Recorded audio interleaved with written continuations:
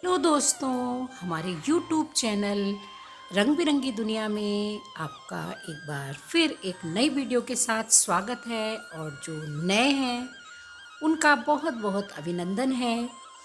आज मैं फिर शिव पुराण का ही अगला भाग लेकर आई हूँ। वायवीय संहिता का 30 और 31 सबका उपकार करने वाले शिव सर्वानुग्राहक हैं। शिव के द्वारा जड़ चेतन सभी सदा हित में ही नियुक्त होते हैं, परंतु सबको जो एक साथ और एक समान हित की उपलब्धि नहीं होती उसमें उनका स्वभाव ही प्रतिबंधक है।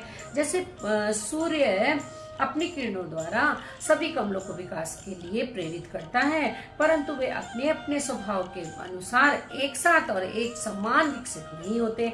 स्वभाव भी पदार्थों के भावी अर्थ का कारण होता है, किंतु वह सिद्ध नहीं कर सकता। जैसे अग्नि का संपूर्ण सुवर्ण को ही पिघलाता है, कोयले का अंगार को नहीं। इस प्रकार भगवान शिव परिपक्व मल वाले पशुओं को ही बंधन मुक्त करते हैं, दूसरों को नहीं। जो वस्तु जैसी होनी चाहिए वैसी वह स्वयं नहीं बनती, वैसी बनने के लिए कर्ता की भावना का सहयोग होना आवश्यक है। कर्ता की भावना के बिना ऐसा होना असंभव नहीं है। अतः कर्ता सदा सब पर कार्य करने वाले शिव जिस तरह स्वभाव से ही निर्मल है, उसी तरह जीव संज्ञा धारण करने वाली आत्मा स्वभावता मलिन होती है। यदि ऐसी बात न होती तो वे जीव क्यों नियम पूर्वक संसार में भटकते और शिव क्यों संसार बंधन से परे रहते। कर्म और माया के बंधन को ही जीव का संसार कहते हैं। ये बंधन जीव को ही प्राप्त होता है, शिव को नहीं। इसमें कारण है जीव का स्वाभाविक मल, वह कारणभूत मल जीवों का अपना स्वभाव ही है, आगंतुक नहीं है। यदि आगंतुक होता तो किसी को भी किसी भी कारण से बंधन प्राप्त हो जाता। जो ये हेतु है वह एक है, क्योंकि सब जीवों का स्वभाव एक सा है। यद्यपि इसमें एक सा आत्मभाव है,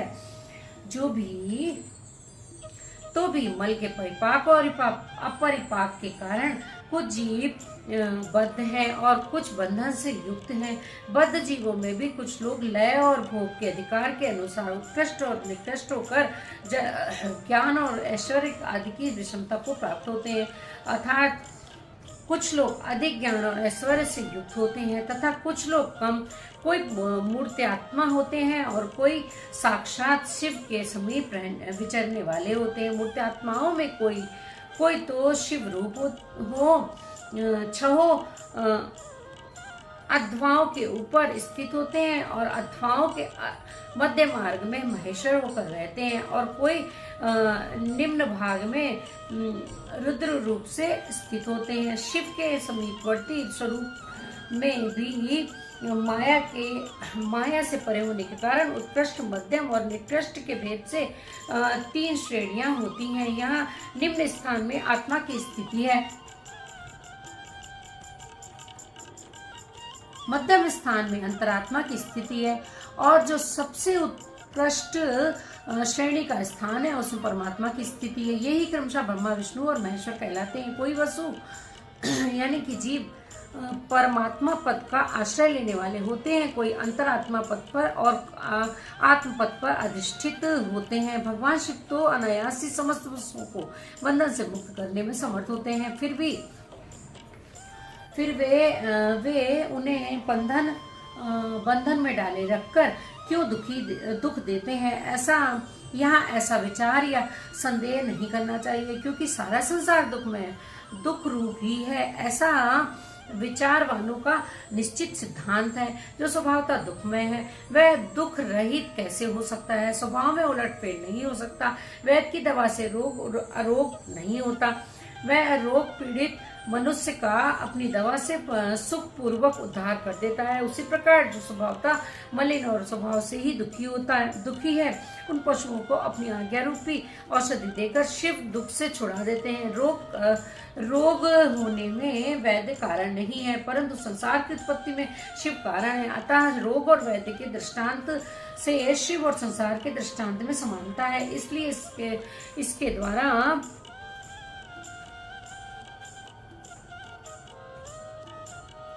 शिव पर दोषारोपण नहीं किया जा सकता है। जब दुख स्वभाव सिद्ध है तब शिव उसके कारण कैसे हो सकते हैं। जीवों में जो स्वाभाविक मल है वही उन्हें संसार के चक्र में डालता है। संसार का कारणभूत तो मल अचेतन माया आदि है। वह शिव का असान्निध्य प्राप्त किए बिना स्वयं चेष्टाशील नहीं हो सकता। जैसे चुंबक मणि लोहे का सान्निध्य पाकर ही उपकारक होता है, लोहे को खींचता है, उसी प्रकार शिव भी जड़ माया आदि का सान्निध्य पाकर ही उसके उपकारक होते हैं, उसे सचेष्ट बनाते हैं। उनके विद्यमान सान्निध्य को अकारण हटाया नहीं जा सकता। अतः जगत के लिए जो सदा अज्ञात है वह शिव ही उसके अधिष्ठाता है।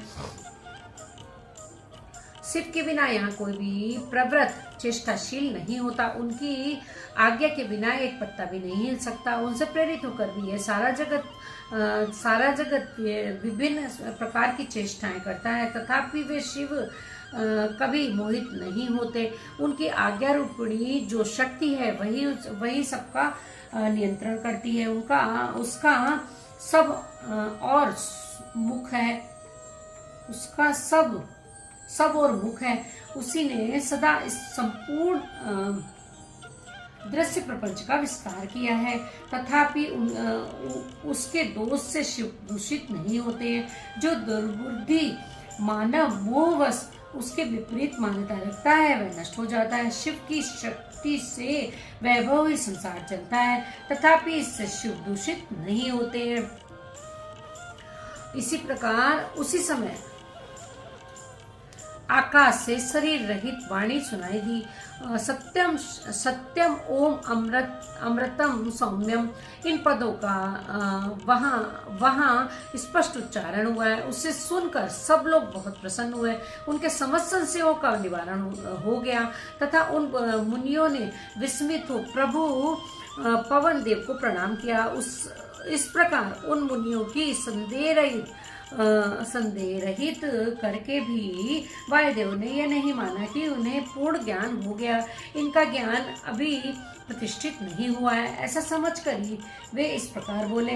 वायुदेव जी ने कहा कि मुनियों, परोक्ष और अपरोक्ष के भेदभाव से ज्ञान दो प्रकार का माना गया है। परोक्ष ज्ञान को अस्थिर कहा जाता है और अपरोक्ष ज्ञान को सुस्थिर युक्तिपूर्ण रूप उपदेश से जो ज्ञान होता है उसे विज्ञान पुरुष परोक्ष कहते हैं। वहीं श्रेष्ठ अनुष्ठान से अपरोक्ष हो जाएगा। अपरोक्ष ज्ञान के बिना मोक्ष नहीं होता, ऐसा निश्चय करके तुम लोग आलस्य रहित हो श्रेष्ठ अनुष्ठान की सिद्धि के लिए प्रयत्न करो। इस प्रकार वायवी संहिता में 30 और 31 अध्याय पूरा हुआ। बोलो शंकर भगवान। अगर आप लोग को वीडियो थोड़ी भी पसंद आई हो तो प्लीज लाइक शेयर सब्सक्राइब जरूर करिएगा। फर्स्ट टाइम आए हैं तो चैनल को विद बेल आइकन सब्सक्राइब करिएगा। जय